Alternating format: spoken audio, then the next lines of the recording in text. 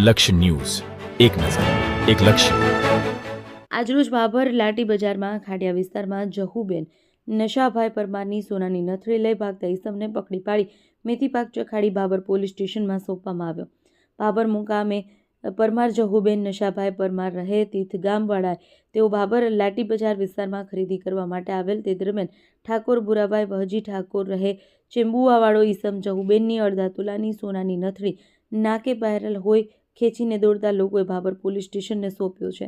આશરે કિંમત 50,000 લઈને ભાગતો હતો ત્યારે ઠાકોર સાદોલજી લગીધર દેથળીવાળાની નજર પડતા બૂમાબૂમ કરતા સ્થાનિક લોકો જોઈ જતા 112 ટીમે સહિત ભાભર પોલીસ સ્ટેશન વિસ્તારમાં ટાઉનના અધિકારીઓને જાણ કરતા ઘટના સ્થળે પહોંચી એક ઇસમની અટકાયત કરી છે. જેલ હવાલે ધકેલાયો છે અને ભાભર પોલીસ સ્ટેશનના અધિકારીઓ વધુ તપાસ કરે તો હજુ પણ બીજી ચોરીની કબૂલાત થઈ શકે તેવું લોકમુખે ચર્ચાઈ રહ્યું છે. અહેવાલ ગોપાલ કે પૂજારા, ભાભર વાવ, થરાદ.